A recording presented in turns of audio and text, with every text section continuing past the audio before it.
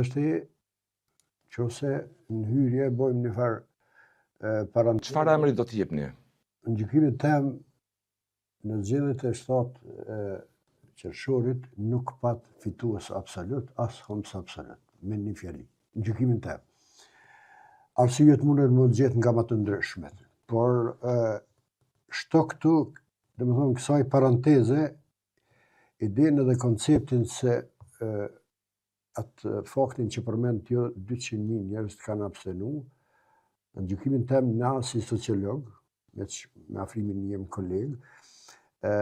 duhet me zbërthy këtë, si me thonë edhe me dhonë një përgjigje meritore pse ndodhi kjo, pse ky abstenim ka që madh.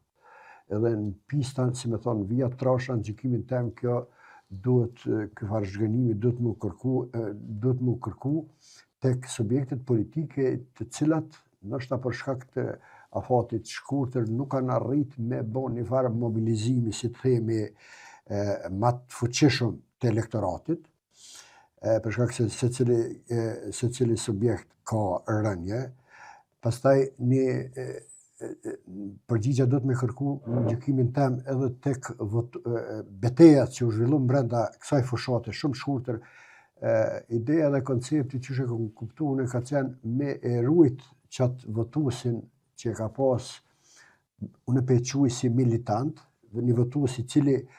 sidomos është adresu edhe u pa ma zgjedhjet tek Alianca për shembull, që ka rujt që është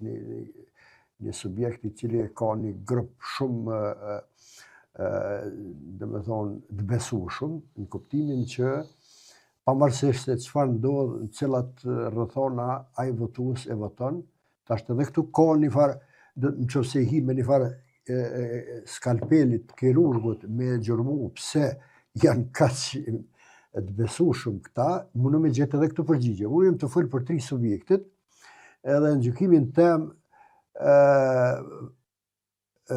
ajo kërkesa e qeverisë, apo ma thjesht e vetëvendosjes, apo shpresa të themi, synimi, ambicia që ka me marrë edhe i ka kërku 60%, në fakt në gjykimin tem dështoj. Pse ka kërku 60%? 60% në gjykimin tem është kërku për me bo një farë transformimi të ngadalshëm, demokratik, normativ,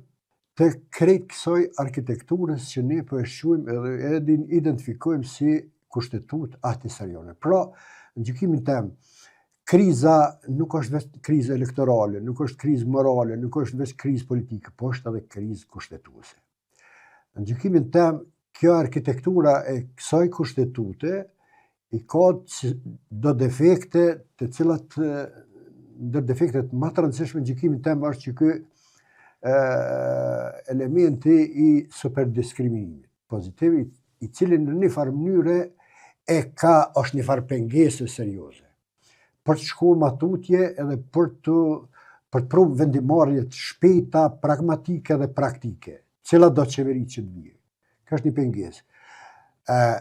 Defekti tjetër në gjykimin tem është që kjo edhe ky projekcioni se ne jemi një demokraci procedurale, po e identifikojmë si demokraci parlamentare, edhe në gjykimin tem kur është ndërtu kjo është paramendu që kërkohet konsenzus ideologjik, etnik, fetar, gjinor, klasor e kështu me radhë. Pra, më thëmë duket në kohën të cilën jemi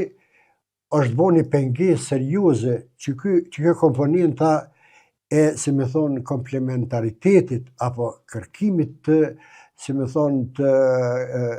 që përquim si kompromise.